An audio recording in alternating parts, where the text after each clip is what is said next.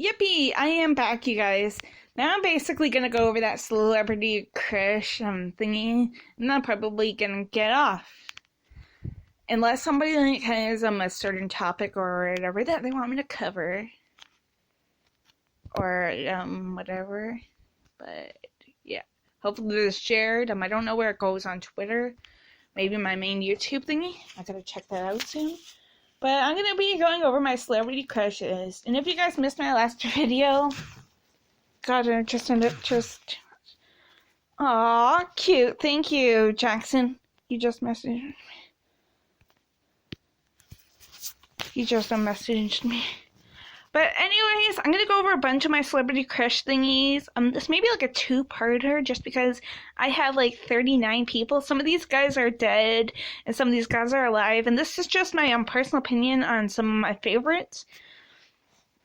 But feel free to like disagree with me or whatever. If I had enough time, I may redo this live or whatever on like Valentine's Day on my YouTube thingy. Even though I may be blushing my head off, just so I can like show you guys a visual image though.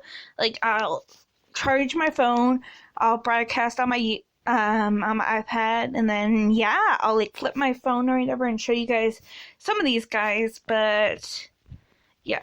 So anyways, I actually got a specific list for some odd reason. But anyways, number one, in no particular order, because obviously Joaquin Phoenix would be my number one, is this guy named Christopher Allport. He's one of the deceased guys. There's this film called To Live and Die in LA. He's kind of like the bridge that helps one of the last guys on this list, named William Peterson. Actually, a guy coming up soon, to be honest. Find out who killed William Peterson's partner, played by the very great and talented William Dafoe. You also have this film called Savage Weekend, which is kind of like a horror movie based over the weekend, hence why it's called Savage Weekend, that made the way for like Halloween, probably around the same time as Halloween. I don't remember when Halloween was, 1977, 1970?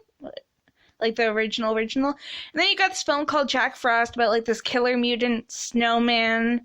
Like he's a human at first, and something happens, and Christopher Allport's the cop that kills him finally again. And he's the one that also like incarcerated Jack. Hence why Jack came back for revenge.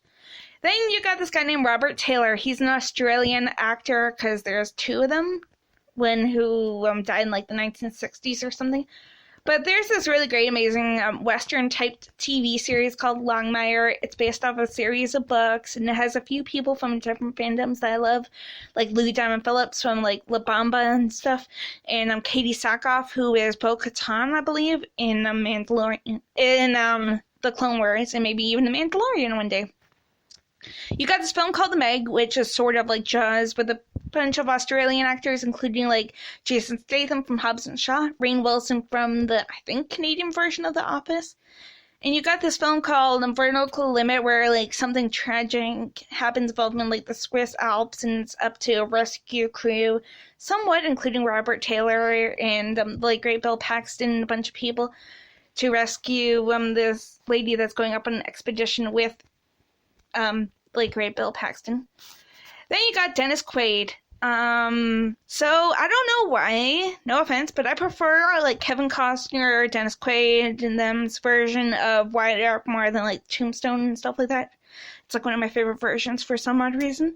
But you have to go with Wyatt Earp, the telling of the gun with the kicker all over again, with some other great amazing cast, some of which I used to live. One of my grandmas, I think, used to have a crush on Gene Hackman, who's the Earp's father in it. And they went into a few little details that Tombstone forgot. That Wyatt Earp also had sisters, and it just focused on the brothers, like I understand, but yeah.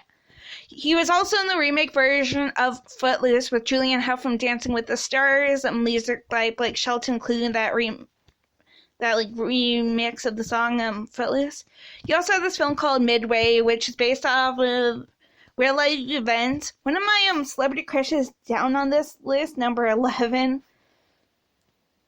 is like in the version of Midway as well. That had one of my grandma's other crushes, and like this remake has like Woody Harrelson, Nick Jonas, and a bunch of other people.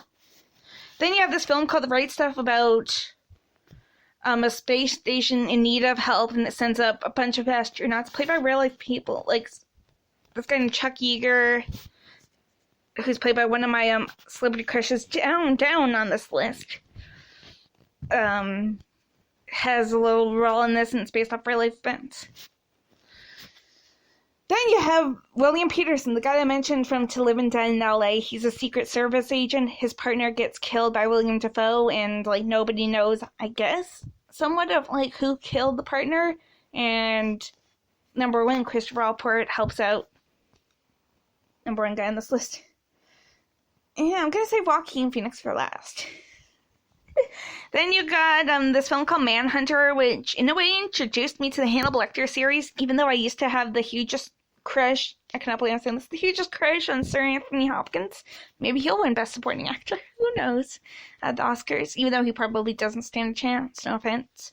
But like, Brad Pitt has been won so far, so it's like, But anyways, he's this detective, I guess he is a detective, named Will Graham, who would later leave Hannibal to live a peaceful life.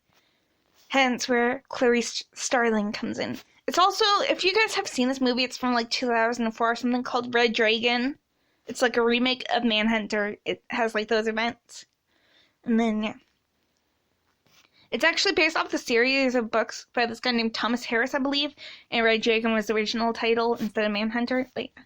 He also teaches you, William Peterson also teaches you like a few rules of how to like, what not to do with your daughter.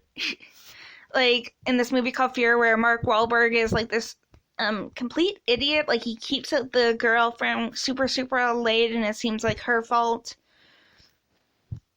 Like the father keeps on blaming her for it, and then the boyfriend just becomes a lot more physical, abuses her, cheats on her and stuff. But nope, the father does not take that for an answer. Then you got one of my favorite westerns, besides Wyatt Earp and stuff, called Young Guns 2. He's Pat Garrett, the legendary lawman who possibly hunted down, killed, whatever, Billy the Kid.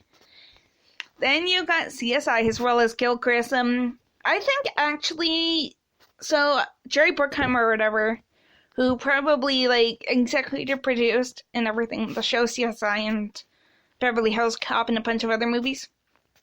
And shows like the other CSIs and stuff.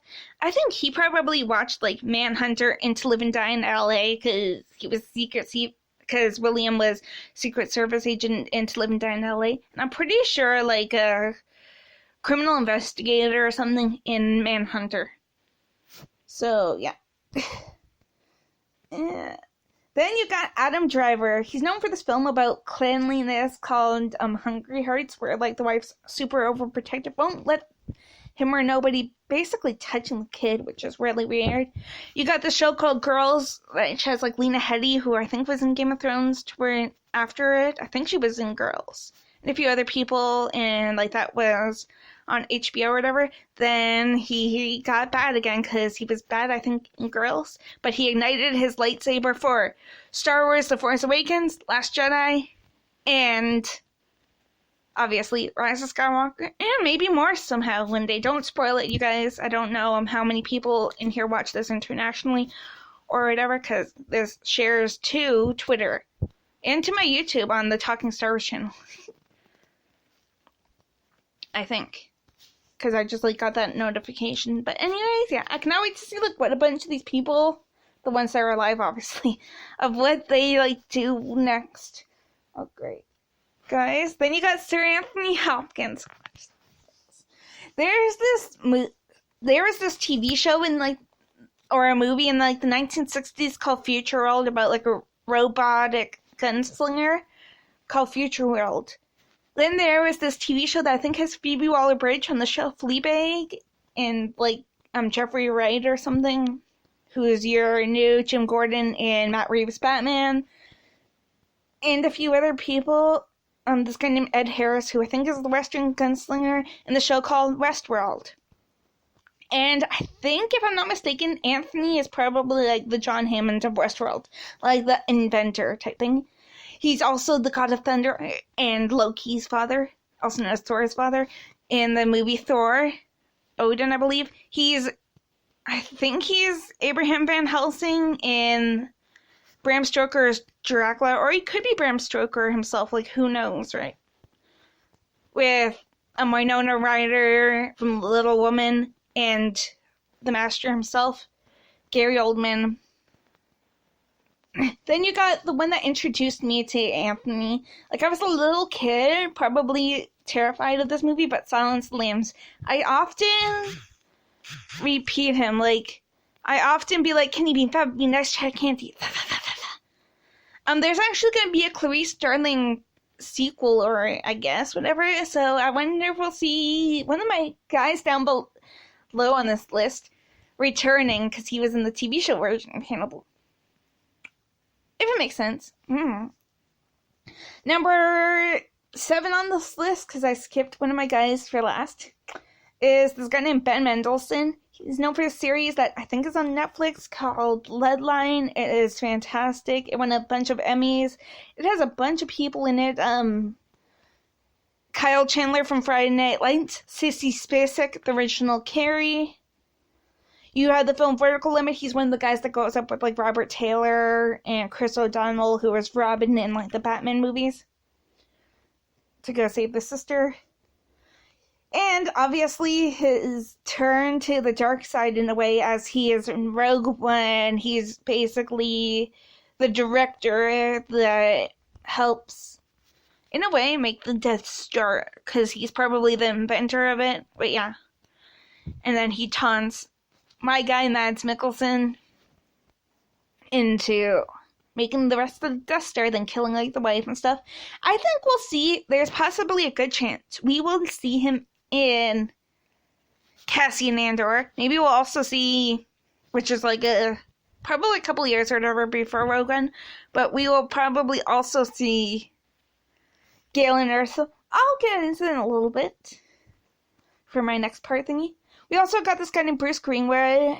He's in this film called The Sweet Hereafter about a bus crash that happened in Alton, Texas, I believe. The bus crashed, obviously, when the passengers was left quadriplegic, played by Sarah Polley, and the bus driver only survived 2, and, like, nobody knows what happened. It was based off of a book, I believe, as well. Then you got Star Trek. He's probably the guy that watched over the U.S. Enterprise as James T. Kirk was growing up in J.J. Abrams' Star Trek movies, or Star Trek rather. And then he's in this film called Gerald's Game. It's a Stephen King movie that's on Netflix. It's Stephen King short, really, like where a couple goes on vacation, he has a heart attack and dies, and she's handcuffed to the bed, and the, like, door is open, there's this wild animal. But yeah. And he has a little cameo or somewhat in Dr. Sleep, and it's kind of little flashbacks of The Shining, Stephen King's greatest film ever, in my opinion. Like, one of his greatest, besides, like, Ants in them. And, yeah. And then, I'm not going to spoil it, just because Dr. Sleep is kind of recent, like November or something it came out, with my boy Ewan McGregor in it. I'll probably just say, sequel to The Shining, because I put that for my Ewan thingy. Number 9 is Burt Lancaster. He's Moonlight Graham in Field of Dreams. One of the, like, the main characters that helps Kevin Costner build the field so his dad can come back to life. Just for, like, 1 minute or whatever. And he's one of the original White Earps in Gun at the OK Corral. I mentioned this for some odd reason, either on the latest thingy or in my Talking Star Wars thingy, that Kirk Douglas is one of the oldest actors living, who is your Doc Holliday. You also have DeForest Kelley, who is Bones McCoy, probably like 10 years or something later in Star Trek, the original TV series. Then you got Charlton Heston. He's in the original movie Midway with one of my grandma's crushes, Henry Fonda.